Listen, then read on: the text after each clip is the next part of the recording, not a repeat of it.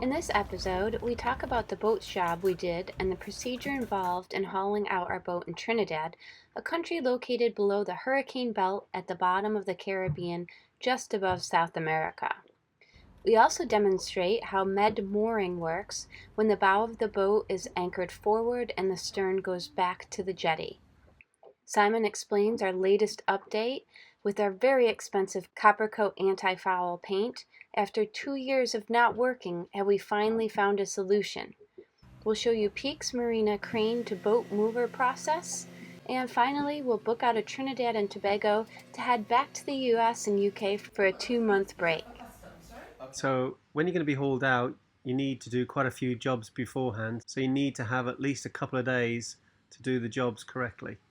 Yeah, don't leave it to the last minute, haul out and No. leave, as you'll see. Okay, so let's get on to it. So we're on a mooring ball just outside the docks, and we're just waiting for a time to go in. So we're going to try and do as many jobs as we can while we're here. So we had a bit of a rough crossing, and the sails got a bit wet. And so what we're doing is we're going to open up the headsail, let that dry off, and then put that away. And then we're going to get the main up, let that dry, because last thing you want to do is have wet sails when you put them away, because they'll go all moldy and then you'll have to get them cleaned. Yeah, and we were really fortunate for the fact that it was not windy. If it was windy, we wouldn't have been able to do this job. Oh. So if we were leaving the boat longer, we would have taken our sails off, washed them with fresh water, let them dry, folded them, and stored them down below. But considering it was only a 2-month period, we kept them on. It's important to note, however, that many marinas will force you to take your sails off when putting your boat on the hard for a long term. Ideally, you'd always want to take your sails off as the last far longer out of the sun. It's amazing how quickly the sun causes the sail stitching to disintegrate. Okay, so the next job we were doing is taking the dinghy off the davits, putting it on the foredeck. Crane fails. There's also another line on it so the outboard can't fall into the water. And then just tighten that up and it's done.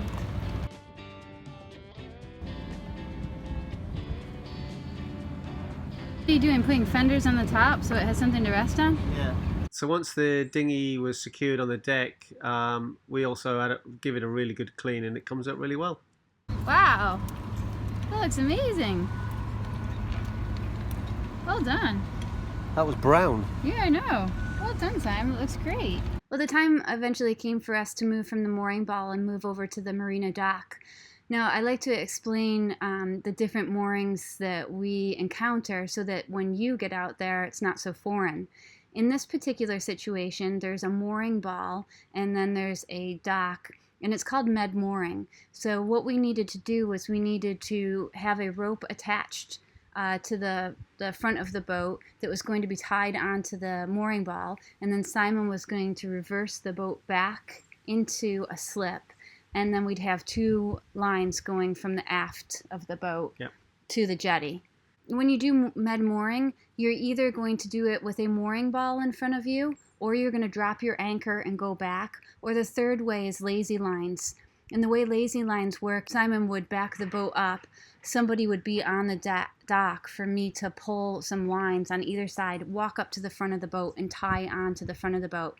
And essentially lazy lines they're attached. It's a rope attached to a cement block that acts like a mooring ball. So we're going in right there, and the guy named Raga is coming out and he's going to help us. We're going to tie a line onto the front of that mooring ball there and then back in. Here comes Raga. Okay, what's happening is that Dawa will give Raga a line to tie onto the mooring ball with. The line will feed out our deck fair lead, and Dawa will tie it to our starboard side cleat. So the mooring ball's right there.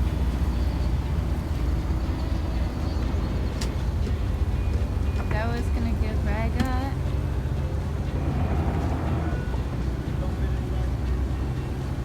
One's backing in. We've got a line going back here. Another line going back. So the first rope we put on was too short, so we had to tie 2 ropes together, and that's never a good situation. So we're now going to put out a longer rope and take in the 2 ropes that we tied together.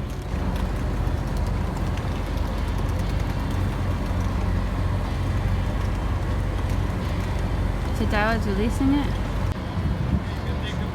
Okay, I'll pull it in. I'm pulling it in. Yeah. You getting some? Yeah, a little bit. Now we got the longer line that's going out to the buoy that you can no longer see because it's under the water. Sam's putting one on the midship cleat. He's putting one on his side. Yep. And there's our spring line going back now. And the other spring line is going back. Good catch. So when you do med mooring, you need a way to get off onto the dock from the boat. Okay, you don't want to be backing the boat all the way up to the jetty because the swell might knock you into the jetty. And so what we have on our boat is we have a passerelle, which is like a gangplank. And what we have to do is use the topping lift onto some lines which attach to the end of the passerelle, and then I push it out, and then it has a special slot that goes into where the steps are on the back of our sugar scoop, and we put that out, and then we have lines that go from the side which make it stop swinging from side to side, and you hold it firm. Have to move Right. because the thing that goes onto the dock is way too back, and there's only about like 3 feet for people to walk around it. So we have to move a little up. So that's what we're gonna do, and hope it all goes well. So yeah.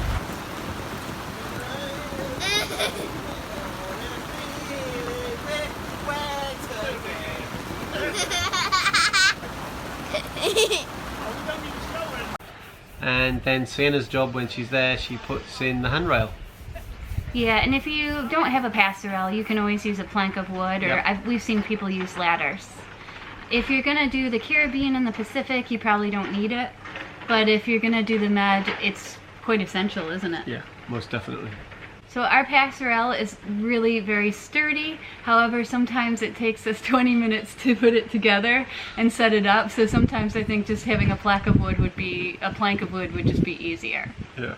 So as you can see, it's pouring down with rain, so I took advantage of the water and cleaned the cover for the passerelle. While Simon's on deck, I'm down below starting to clean the inside of the boat.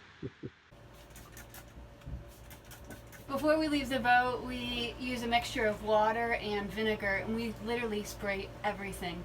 That means the walls, the headlining, the fabric, the beds, everything gets a coating of, it's like a quarter vinegar and 3/4 of water. And what we do is we just really let it sit on there for a little while, and then rub it in, and then on the wall you can have another dry rag after just to dry it off,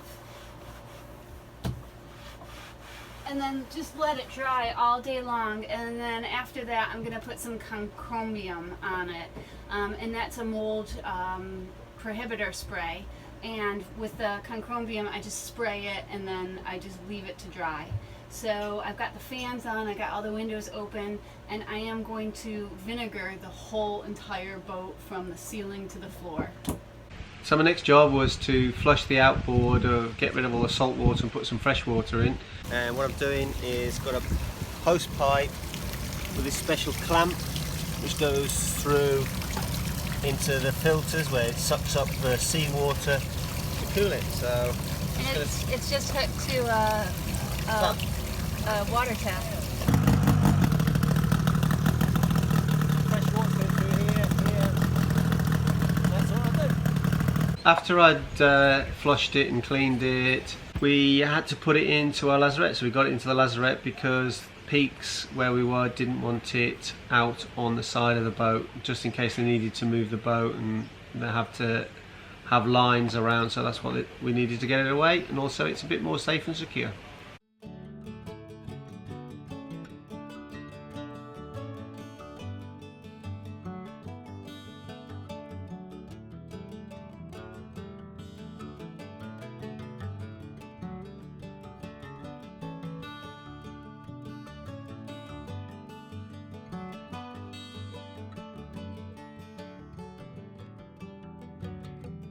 Are you starting to see the time it actually takes to haul out? Because it really does take a long time to prepare. Yeah. Eventually we started to wind down for the day and we headed over to the marina bar for a very well-deserved meal and drink. Yeah. So the next day my job was working on the generator. As part of hauling out, I like to service all the engines. Make sure that they've got fresh oil in for when they're standing there. I'd rather have new clean oil rather than old oil. So for our Brisbane Club members and our patrons, we have a special video for you on how I do a service on the generator, which is changing the oil, belts, filters, impellers, and I'm taking off the heat exchanger to get rid of anything that's in there and then put that back on. And I think it's especially important to learn how to clean the heat exchanger, because we've discovered that a lot of people or technicians will say they did it and they never do it.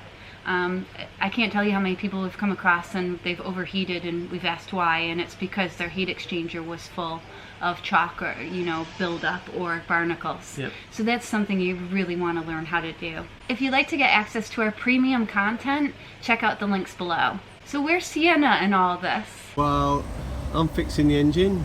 Sienna's going to a pool party with some friends, thanks to Keris. Next job is checking the battery bank. What I'm doing now is just checking because we have old style lead acid batteries, I'm checking the water level. Should be about a good 2 centimeters above the plates. I'm just checking them. Best way of doing that is with water. I can see the plates are covered. I make sure I have nothing metal on me or any necklaces dangling, because you don't want to electrocute yourself. So just gonna, yeah, they're fine. They're absolutely fine. Yeah. Here's Dower greasing all the portholes and rubbers around the windows. It stops it cracking. Later that afternoon, some followers, Dave, Diana, and 2 beautiful children, invited us over for a swim in their pool, a barbecue on the porch, and even cake for dessert.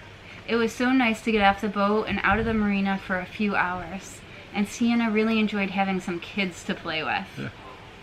So the next day, I started with disassembling the cockpit table and taking over to John, because he was going to re-varnish and re-lacquer it for us. Table in and have it repaired.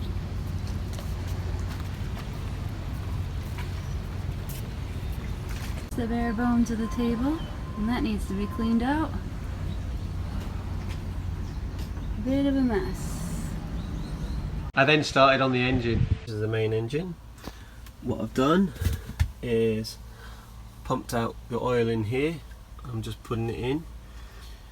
So I measure it how much is taken out. I put a little bit less in than that, and then just slowly top it up until I get to where I'm happy with it on the dipstick. So I've checked the coolant. The coolant's fine. I just changed the coolant. I don't change the coolant as much as I change the oil, so I'm going to change that next time. And I checked the belts. I changed them last time and they're all fine, because I change the oil at every 100 to 150 hours, so I don't need to change the belts every time I do the engine service, so that's all good. Okay, so there's the water pump. I'm going to take those screws off and check the impeller and replace it. If the other impeller is in still okay condition, I'll keep it as a spare but mark it down as used just in case. Down there are 2 stopcocks for the separator. I've already closed the stopcocks for the water intake. I'm now going to close them to make sure that the water doesn't keep dripping through. As you can see, I'm opening the screws, just letting the water go out slowly. I've put some plastic down there to cover some electric so no water gets on that. Once the gen set was serviced, Dow went on to clean it. How hours do you think you've been doing that? Hour and a half, something like that. Hour and a half, and it's looking good. Pretty soon we'll be able to have dinner off of it. Oh, I wouldn't do that, but... When you get into various projects, you inevitably find other projects that need to be doing. So after the boys finished the genset servicing, they noticed that the box was kind of falling apart and the rubber seals were going. So Dawa went to work at reapplying the rubber sealing around each of the ends, and I think he patched up some rust spots too. Took the rust off it and sorted that out. Yeah. You did a good job. Thanks, Dawa. Another thing you have to do before hauling out is to eat all the food that's in your freezer. So we did have some food left, and we just picked, you know, the most expensive things and made sure we ate them. And we gave the rest to the people that worked at the marina, and they were extremely grateful for the extra food. The last filet mignon and sausages. Oh, yeah. So when we were trying to pickle the water maker, we noticed when we were pickling the water maker, because you put the pickling solution in a bucket and you suck it up from the low pressure pump. From there we noticed it wasn't working, so we had to replace it. The time finally came for us to haul out the boat. What do you think? Kind of strange. It is strange, isn't it? Yeah. And for a second I thought someone was driving our boat, but then I saw it was a ghost driving our boat, but then I saw people pulling our knives. So a quick background to catch you up on our anti-foul situation with CopperCoat. We got CopperCoat applied in 2016. The boat was hauled out in 2017 due to the fact that it wasn't working. The hull was full of barnacles. The Boatyard that did the job, Bennett Brothers and CopperCoat USA, reluctantly offered to fix our issue at their cost. The head of CopperCoat USA told the Boatyard what to do to sort things out. There was a series of patch jobs requested. In December 2017, in December 2017, we made our way from America down to Trinidad, located at the top of South America, and that's where we are now. So this is what our hull looked like after the patch job 12 months previously and 3,500 miles later. So these are all barnacles here. All barnacles, look. Okay, so there's all barnacles here. But then this is a patch, and it's beautiful and smooth. That's the new patch that's been done. So everything outside of the patch that's been done has got barnacles all over it. Yeah. So there's a patch that was done last time, and you can see that there's no growth on that, but there's growth all around it. And there's another patch that was redone and growth all around it. We took prior to hauling out. What's important to note is that Simon used tanks every couple months to scrape off barnacles as we made our way south. So this is a build-up for just over about maybe a 2-month period. All the white specks you see are the barnacles. You'll also notice the spots that the head of CopperCoat USA requested to be redone.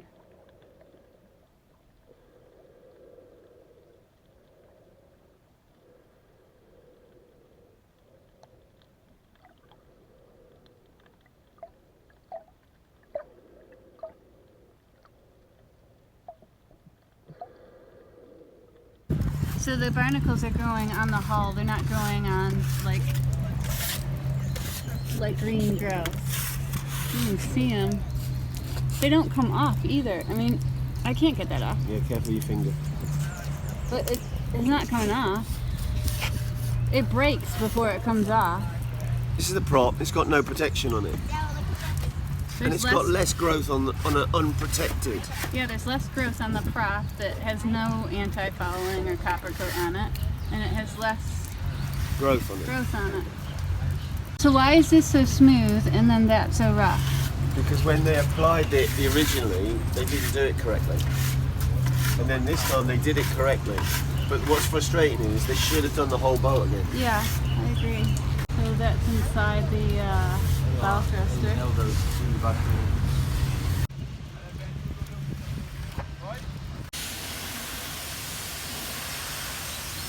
Here's the hull after all the barnacles have been scraped off and washed.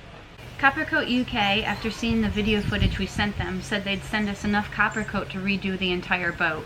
We asked CopperCoat USA to cover our labor costs of $3,000 US and were told no.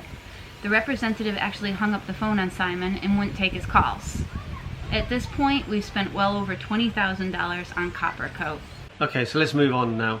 This is how Peke move boats around the yard, and I think it is very quick and very easy.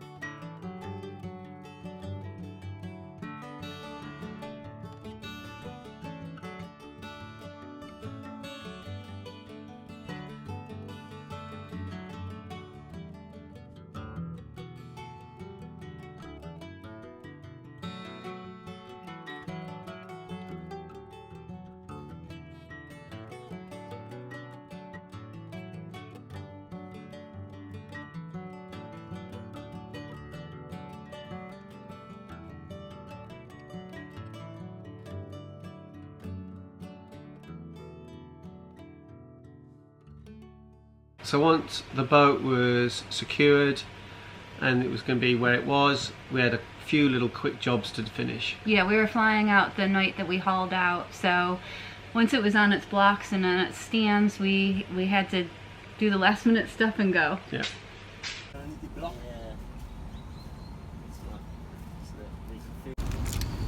the guys are just sealing the mast up because we had a little bit of drippage come through this season. Not much, but we just want to make sure. The trick with this is to pull it really tight. While you're pulling, you have to make it half the size it is. Just doing last minute laundry. Yeah, we leave tonight. So here we are in customs doing all the paperwork so we can fly back to America and the UK. And wow, I need to change my shirt. In our future videos, we'll show you what we do when we get back to the boat and before we launch and put it back in. So please like us and subscribe. Thank you. Bye. Bye. We are now offering week-long liveaboard experiences on Britican. Which involves either singles or couples with kids to come on and live with us for a week and experience what it's like actually to be a liveaboard on a boat. So it will be like what we do to maintain the boat, what sails we use, how do we reef, what it's like to sail at night, what it's like to check into a different country. And it could even be what it's like to sail for 2 days in a row non-stop. Yep. Remember to visit sailingbritican.com to find out more about our sailing guides, Britican Club, and learn about our week-long Britican liveaboard sailing experience offering.